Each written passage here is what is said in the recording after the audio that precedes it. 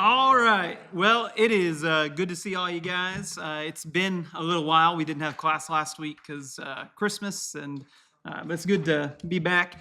We are continuing on the series we started a couple weeks ago, looking at various questions that you all have submitted. And so our question for tonight is a real softball. How do we draw fellowship lines? This is a question that I think is asked a lot and I think needs to be thought about in some serious way, because it's a question that's, at the front of a lot of the issues that we're facing today as a church. Where do we draw the lines in, who's out, who are people that we can worship alongside, who are people that we're not comfortable worshiping alongside? It has everyday applications as far as, we have a church event. What are the churches that we send flyers to? Who are the people that we promote going to, and those sorts of things. And so this is a question that doesn't have an easy answer all the time. And so I'm sure I'll get some feedback as we go through. And if you got questions or whatever, feel free to pipe up. But so that's the question. How do we draw fellowship lines? This may come as a shock to you, but there's a lot of religious division in the world. And I think you can see it as you drive down Main Street, right? I should have gone through and counted, but the number of churches, we don't get it anymore, but the Ray County newspaper, I think it's every Sunday or something, they publish a list of all the churches in the county, and it is like a full newspaper page with very small font.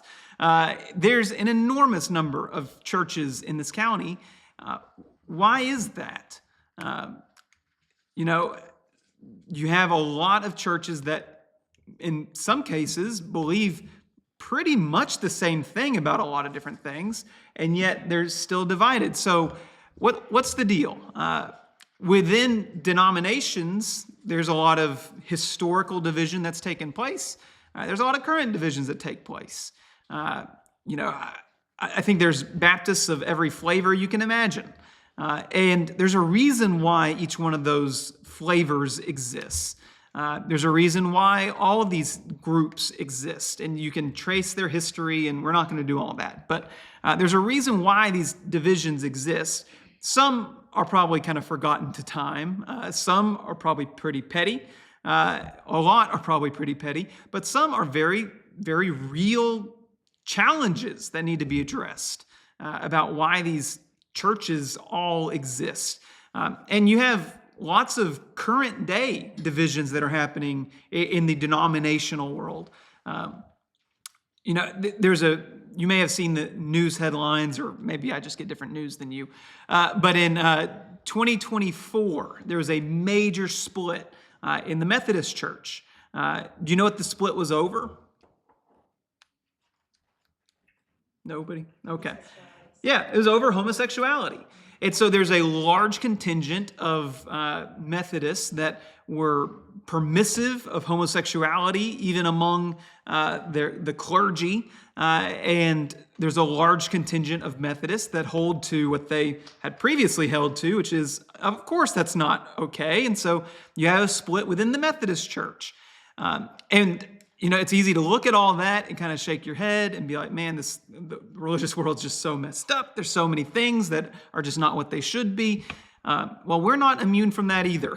So you think about the Restoration movement. And obviously, as a Restoration movement, we talk a lot about wanting to be the first century church restored in we're 21st century now. And that's a good thing. And I think that's a good cause. But there's been a lot of divisions among churches of Christ in the past century and or so. Some that you may be aware of, some that you may not be aware of. And even in our county, we have 4 churches of Christ in our county. And I know about at least one of them that comes from one of these things that we're going to talk about. So in 1906, this isn't too important, but you have a big split between the churches of Christ and the Christian church. Before that, Christian church often was referring to people who believed the same thing that we believe. And a lot of this has ties in the Civil War, and really it kind of happened before this, but it's really formalized in 1906. But anyway, a big division, largely over instrumental music and largely over missionary societies, church autonomy, churches giving up their right to self-govern to these boards that they don't have a say on who's on these boards. Sometimes women are on these boards, and so big issue. And the churches of Christ, which we are a part of, took the traditional stance of we're just going to do what the Bible says, and they rejected some of these innovations that the Christian church were pushing, like instrumental music and all of that. Well, within the Christian church, 1968, you have a big division between the Christian church and the Disciples of Christ church, and you may have seen some Disciples of Christ. There's a really big one right downtown Chattanooga, right by UTC. It's a really pretty building. But there's a big split there. And that division was over having an official denominational hierarchy. And the Disciples of Christ took the more liberal position there and say, yeah, we want the whole full-blown denominational experience. And so they had a big split there. And then even within our fellowship, the ones that we would say more, this is an interesting, the non-institutional movement. I don't know if any of you have ever talked about non-institutionalism or know anything about it much. A lot of it has to deal with the way church finances are used and some of these things. Can churches support can the church support other institutions like children's homes and those sorts of things? And this broke off from, I'm going to use the term mainline churches of Christ, in a conservative bend, which is kind of interesting. And the church down the road here that is here in town is a non-institutional church. And so that's a big movement in the 1950s, 1960s. And then today, we have lots of churches that are having pains over liberalism, things like women in church leadership, and the instrumental music issue is still a problem, and all of these things. There's a lot of division, right? I don't need to tell you that. You just look around and you guys can see it. So here's the question. Are these divisions a good thing? Yes, no, maybe so.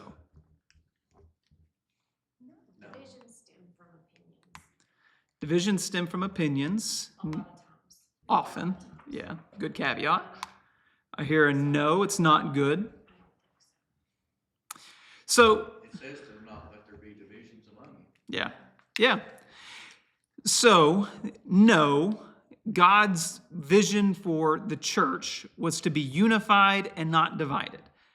I think that's pretty clear, right? You see so much in the Bible about unity and the need for the church to be of one mind, one judgment. There's one Lord, one Spirit, one baptism, all these different ones. And the Bible talks a huge amount about the need for unity.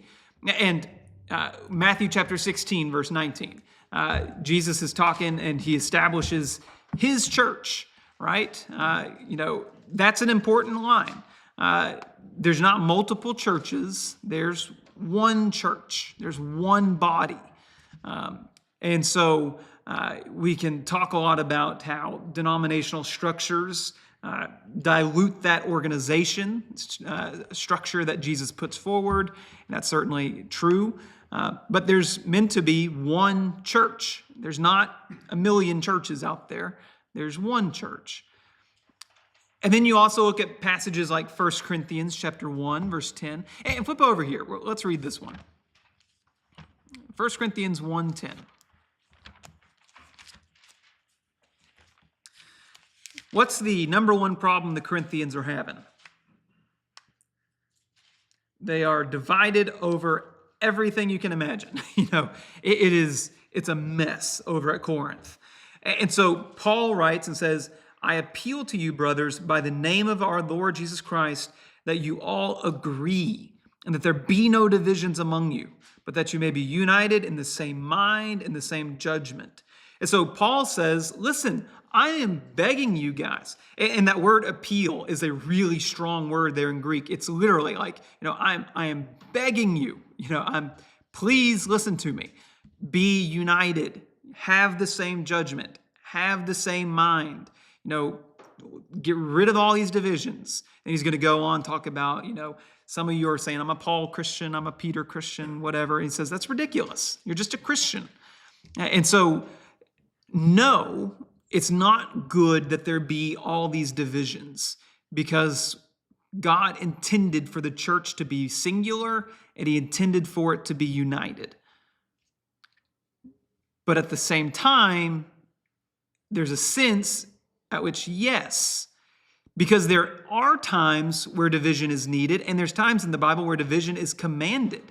And so, it is not, when we talk about unity, there's some that talk about unity and they take it to the extreme of, let's all hold hands, sing kumbaya, and it doesn't matter what you believe. We're all on the in group here, and just come just as you are and stay just as you are.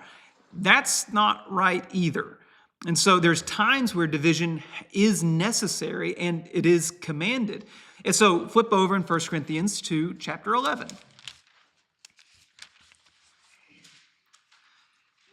1 Corinthians 11:19, you have the problem going on here. You have division over the taking of the Lord's Supper.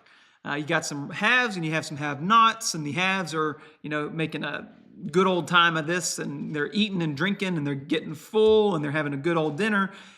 And then there's those that are poor and they have nothing. And the problem is they ought to be taking communion together. That's why we call it communion. And so look at what's said in verse 19, though. He says, back up verse 18. For in the first place, when you come together as a church, I hear that there are divisions among you, and I believe it in part. For there must be factions among you in order that those who are genuine among you be recognized. When you come together, it's not the Lord's Supper that you eat. And then he goes on and talks to him. He says, listen, there need to be some divisions among you, because some of you guys aren't doing this the way you should, and some of you guys are. And so there's a division made on the basis of doctrinal purity. When matters of doctrine are being violated, you shouldn't all say, kumbaya, let's just agree to disagree. There's the need for a breaking off from those. Yeah, there's a need to restore them and to teach truth and all that. We'll talk about that more in a minute. But if you can't reconcile, you don't continue to fellowship those that are involved in doctrinally impure things. And so there's a necessity here that there be factions, that those that are genuine among you may be recognized. And then also, yes, for the sake of spiritual purity, moral purity, in 1 Corinthians chapter 5, you have a pretty awkward situation, which is you got a guy who's having a sexual relationship with his father's wife, gross, and the problem is the church isn't too keen on it. They're like, okay, yeah, that's fine. And so Paul writes to them, and look at what he says in verse 11. He says, now I'm writing to you to not associate with anyone who bears the name brother if he's guilty of sexual immorality or greed or is an idolater or a reviler, drunkard or swindler, not to even eat with such a one. For what have I to do with judging outsiders? Is it not those inside the church whom you are to judge? God judges those outside. Purge the evil person from among you. Is that not making a division? It is. He uses the illustration of like a big loaf of bread, cast out the yeast before it corrupts the whole loaf. There's a need for division when matters of morality are involved. The church cannot associate and be full of those that are in open rebellion against God. And so there's a time where division's needed. There's a time to make that breakaway, to practice church discipline, disfellowship. And that's certainly needed, necessary, and quite frankly, often under-practiced. But so there's a lot of division. Some of it's bad, some of it's good, not bad. Let's say that. Some of it's not bad. But God's plan is not for a multitude of churches. He has a singular church. But insofar as humanity has corrupted the institution that God has given, then it becomes appropriate to divide off and maintain the purity of what God has established. Yeah. On this case we're looking at, the intent wasn't to put this person away Yeah. good and for him to go down the road and create a different church where that was okay. Yeah. It was a method of church discipline that, based on 2 Corinthians, if that's the same person, actually brought that person back. Yeah. Yeah, and I think that's a good point. This isn't just division for division's sake, and it's not malicious. Division is necessary, but it's not something you should enjoy, I think. Any other thoughts about that before we move on? All right. So the restoration motto, you may have heard this before, but I think this is a good way to kind of think about where do we actually draw those lines? Because that's the challenge of, who do we fellowship with? Who do we not? Where do we draw the lines of, right versus wrong? We don't really know who said this first. It may be some German theologian back in like the 1600s or something. But anyway, this got adopted by a lot of the restoration movement leaders. And it's a good saying. In matters of faith, unity; in matters of opinion, liberty; in all things, charity. And I think that's a good motto to go by here, because there's some things that are worth fighting over, and there's some things that we should absolutely be unified on, and we should not be willing to compromise an inch. And there's some things that just don't matter that much, right? Matters of opinion. And if it's my opinion versus your opinion, and it's not a matter of faith, then who cares? I know a church that, I've told this story before, but they're building a new building. One part of the church wanted red brick, another part wanted white brick. And they were about to split the church over the color of the brick of the building. It doesn't matter.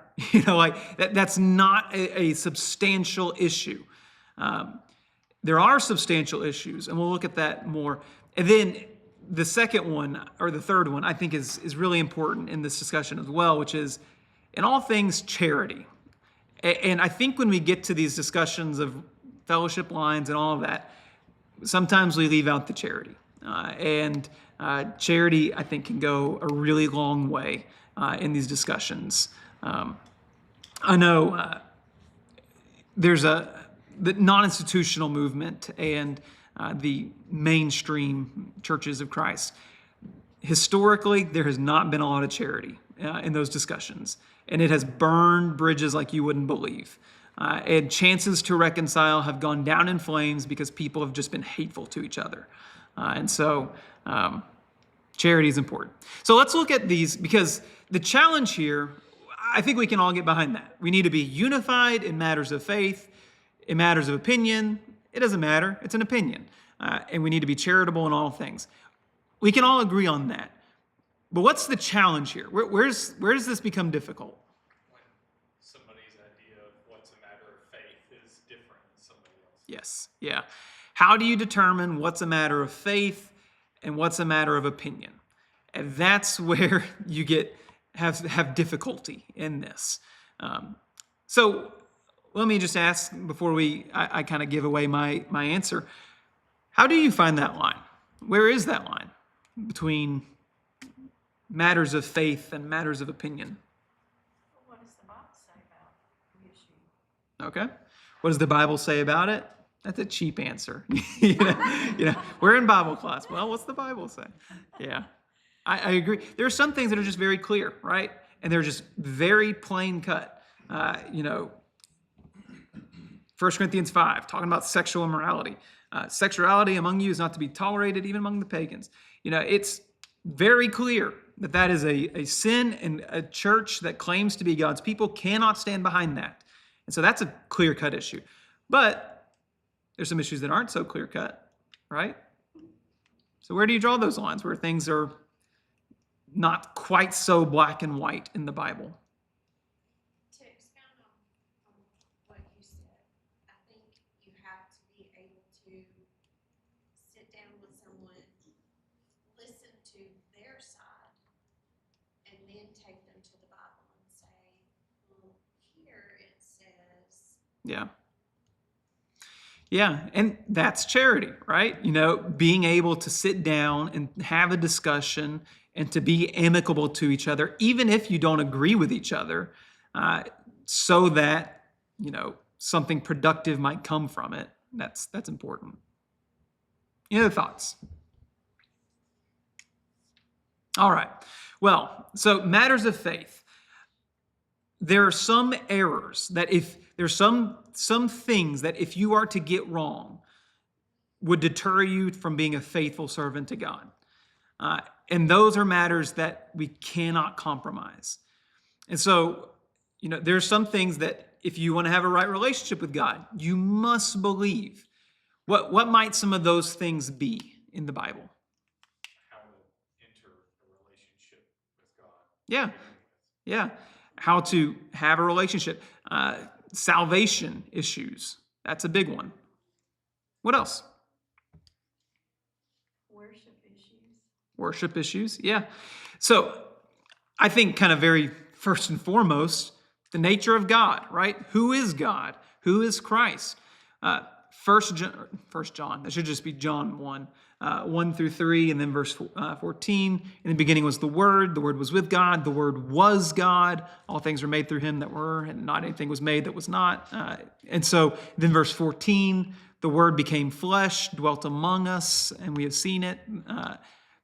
And so all of that, is that significant that you understand who Jesus is, that Jesus, one, is God, and two, became flesh? Are those things that are crucially important? Yeah. Are there religious groups that deny that? Yes. Yeah, there's religious groups in town that deny that. And they say that Jesus was not God, but he was a God.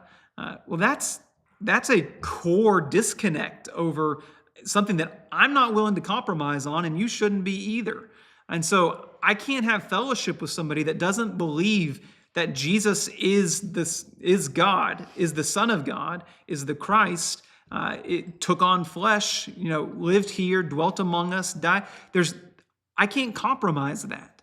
What about some matters of the atoning work of Christ? This is what John was getting at. The things that Jesus did here and the salvation that he offers. We should not be willing to compromise on that. 1 John 2:2 talks about how Jesus is the propitiation, not just for our sins, but for the whole world. He's an atoning sacrifice that removes our sins and brings about God's favor, appeases God's wrath. Acts 2:38, a number of other passages talk about how we enter into a right relationship with God. Galatians 3:27, 28. And there's a lot of these passages that talk about the work of Jesus and the salvation that he offers and how one might receive. I can't compromise those things because they're of, crucial importance. That's the gospel. That's what the whole Bible is about. I can't compromise that. Our service to God, how we relate to God. I can't compromise the worship that God has requested. In John 4, Jesus is there with the Samaritan woman. And he says there's going to come a time where you must worship in spirit and truth. God has requested to be worshiped, and he's requested specific things. And to offer him things that he's not requested, I don't have the right to do that. And if others are doing things that he has not commanded, well, I'm not going to participate in that. What about church organization? God makes it very clear through the Bible that he intends for churches to be governed by elders and served by deacons and all these sorts of things. Well, what if I'm at a congregation that doesn't respect the organization that God has put forward? That, 1 Timothy talks about how elders need to be the husbands of one wives.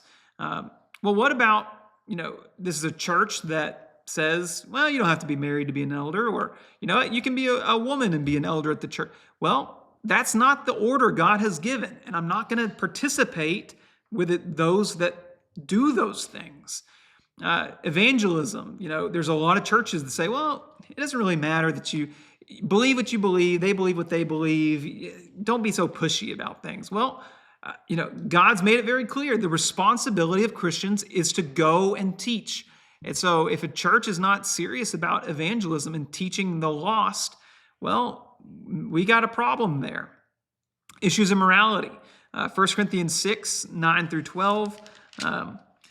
Do you not know that the unrighteous will not inherit the kingdom of God? Do not be deceived. Neither the sexually immoral, nor idolaters, nor adulterers, nor men who practice homosexuality, nor thieves, nor greedy, nor drunkards, nor revilers, nor swindlers will inherit the kingdom of God. And such were some of you. But you've been washed, you're sanctified, you're justified.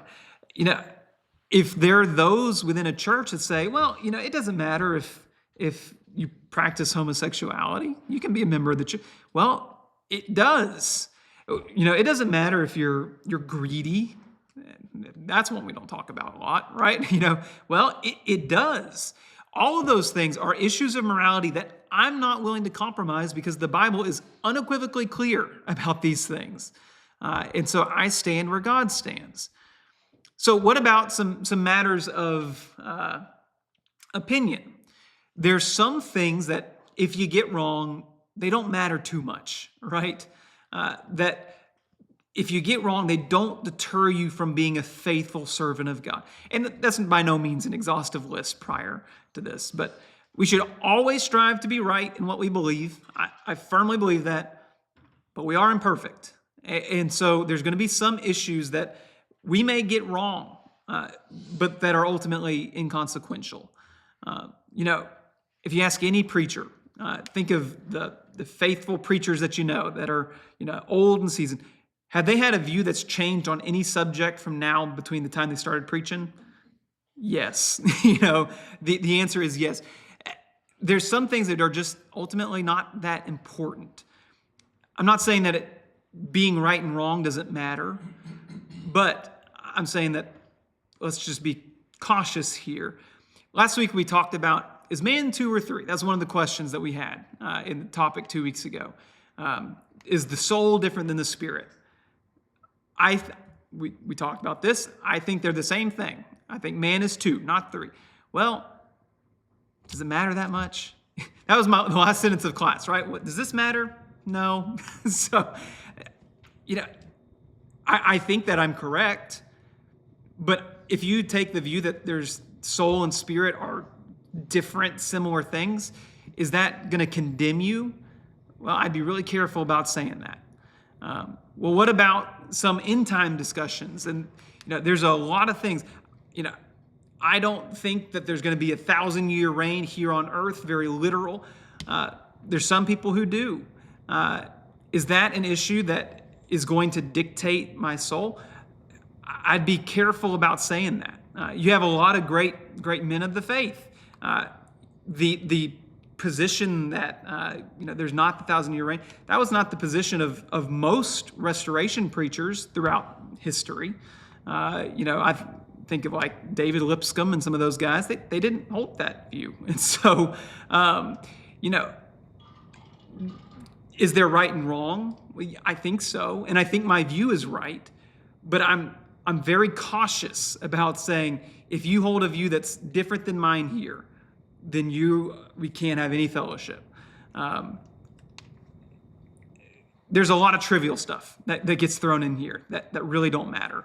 I think about some things like, you ever know somebody that gets mad over order of worship?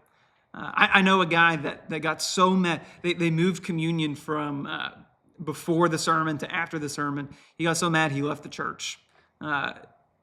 Ridiculous, right? Just totally ridiculous. It doesn't matter.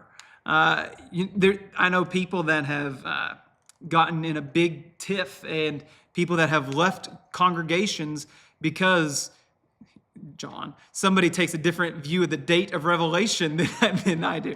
John's wrong, by the way, but does it matter when it was written all that much? No, is it 30 years apart, earlier or later? It doesn't matter that much. Those are things that, is there a right and a wrong? Yeah. But if you are erring on that, does that put your soul at stake? I'd be cautious about saying that. Doesn't mean that they're not important and they're not things that we should strive to be correct in, but they're not super core to the message of the gospel. Any thoughts about that? I know that's kind of a lot.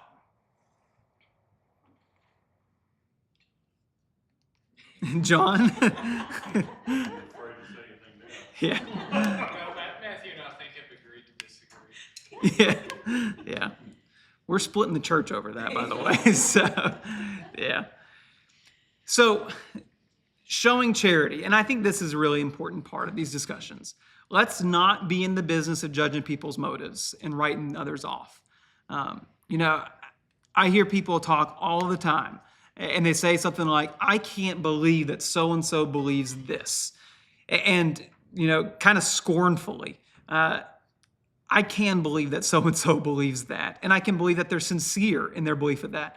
They may be sincerely wrong, and those things that they're wrong about may be of serious eternal consequence. And if we are quick to assign motives and call people insincere or whatever, we might burn a lot of bridges.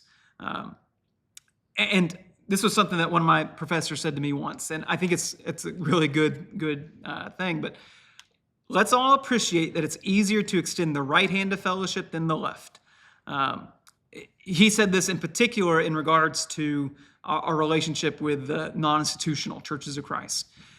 They see us, at least here at Dayton, as theologically liberal because we have a kitchen. And I don't think there's a problem with having a kitchen, but I appreciate that they do. And so for me, it's really easy to say, why don't we just come together and let's be, one big happy family and get rid of these divisions. But for them, that's a real problem and it's a real hurdle. And so understanding and appreciating that there's a challenge here is really, really important. Unity can only be achieved when it's sought after. And I think that's really important. Unity doesn't happen by accident. And it didn't happen. Look at what happens in Corinth, right? They're falling apart just several years after Paul was there preaching and working with them because unity hadn't been a priority for them. And so Paul says, you got to right this ship, rather than being defrauded, rather than defrauding others, just rather be defrauded. Just suffer the wrong sometimes. Be united, even when it takes some sacrifice. Look at Ephesians chapter 4, if you would. Flip over there.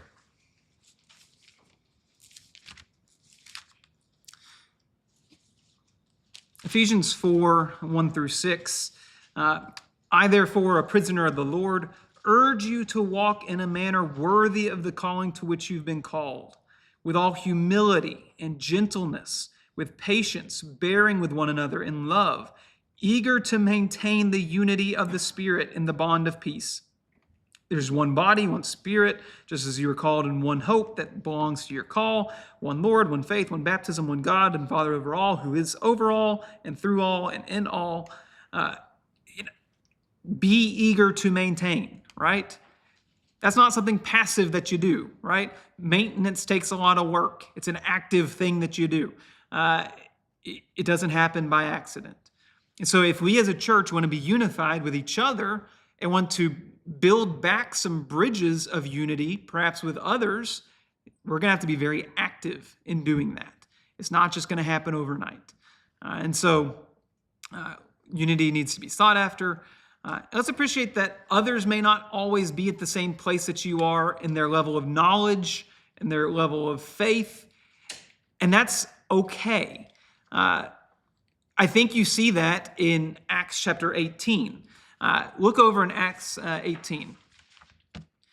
You have the gospel being preached, and you have a guy by the name of Apollos who's this brand new Christian, so to speak. Verse 24, a Jew named Apollos, a native of Alexandria, came from Ephesus. He was an eloquent man, competent in scriptures. He had been instructed in the way of the Lord, and being fervent in spirit, he taught accurately the things concerning Jesus, though he knew only about the baptism of John. Is that an issue of salvation? I would say that one is, right?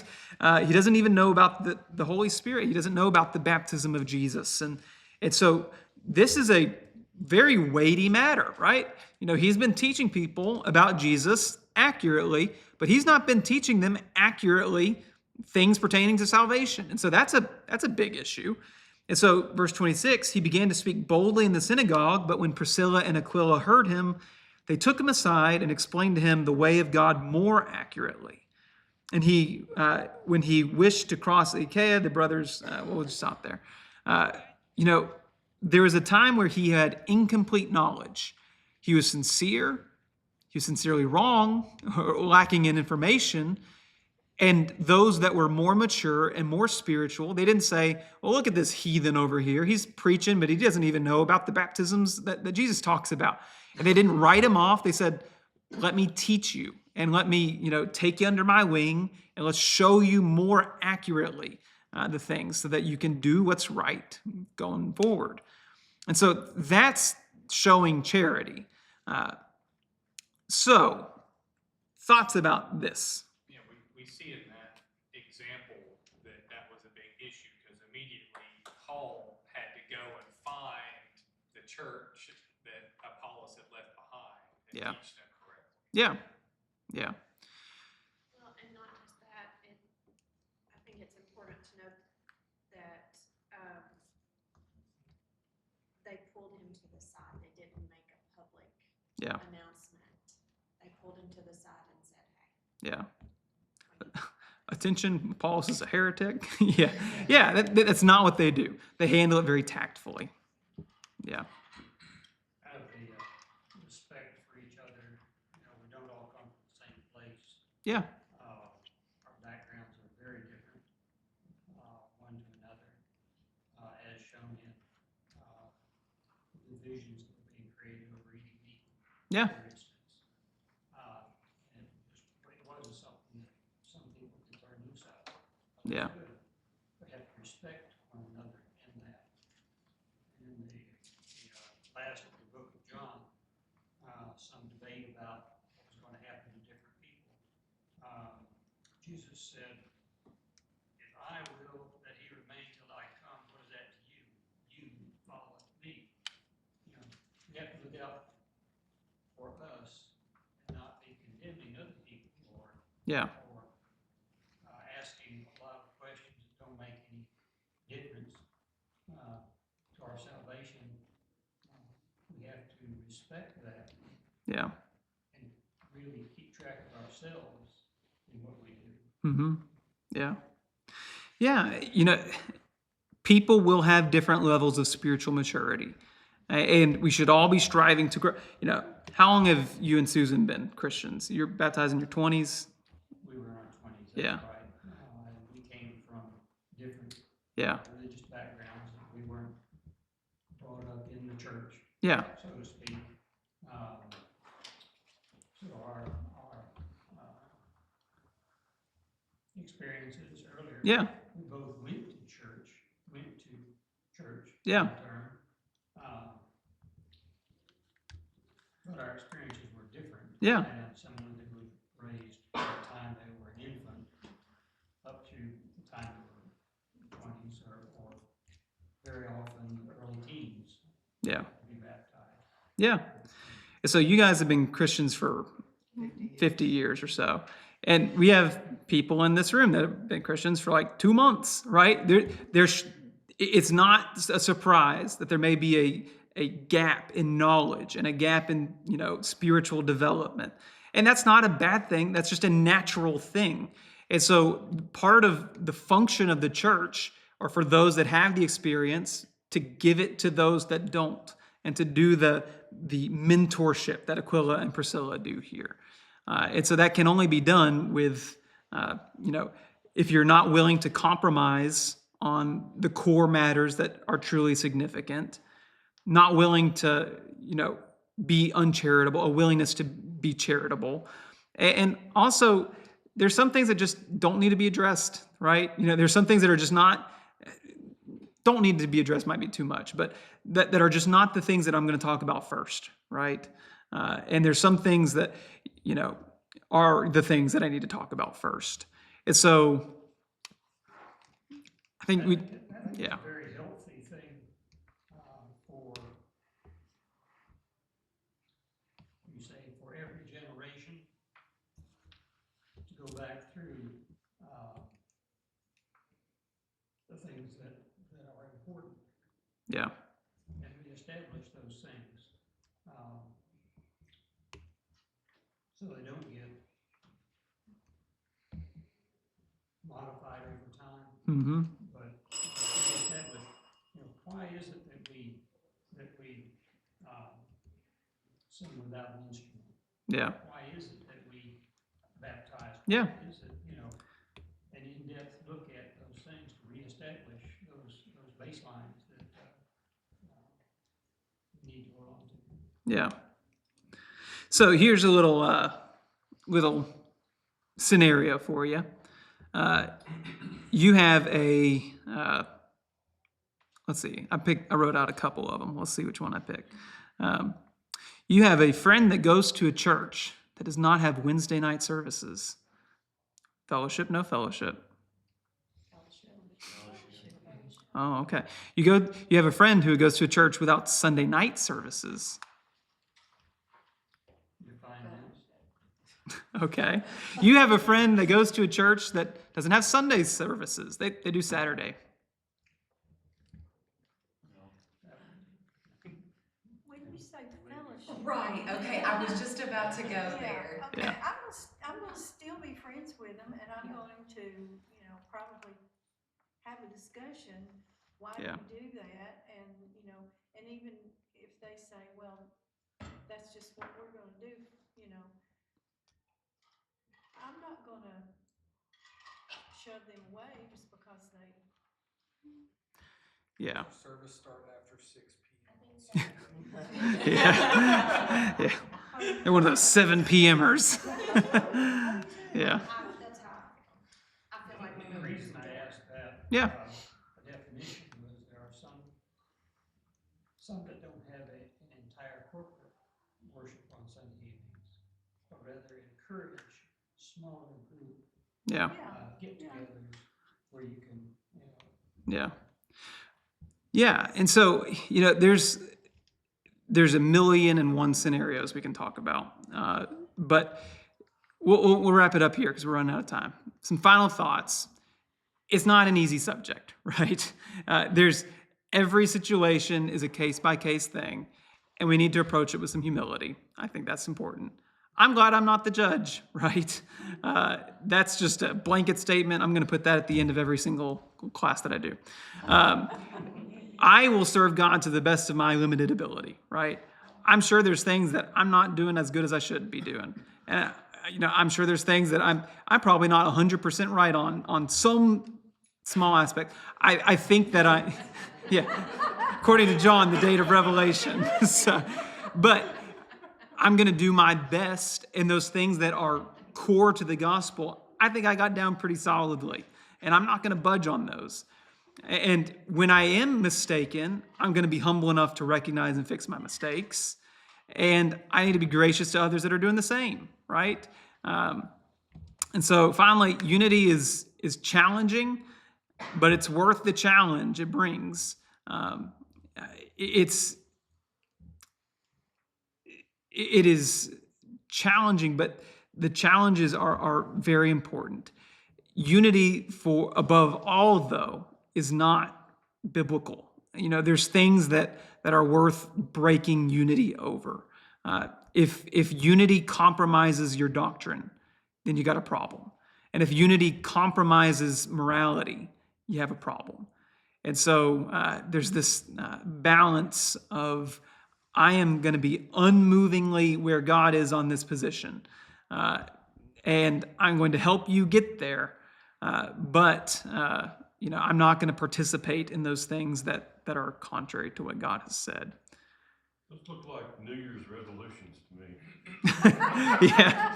Yeah, okay. Well, you can have those, but, well, For everybody, yeah, okay? yeah. Any last thoughts? We got 1 minute. I was just wondering what your maybe it ties to what Kathy was saying, like, what's your definition of fellowship? Like, I can't go to church with you, or sit beside you on the pew, or I can't be friends. Like, there's probably a ton of levels Yeah. of Yeah. what's your definition of fellowship? Good question. Yeah, there's some things that, individually, you got to show interest in people that aren't where you are. There's some people, though, that I'm not going to worship with because they're not doing things that are not right. And there's some people that have been unrepentant in their sin and have been disfellowshipped corporately by the church. And when that happens, you have an obligation to disfellowship, not even to eat with such a one. So, I think going back to these has some humility in it. Yes. Well, that and don't compromise your faith. Yeah.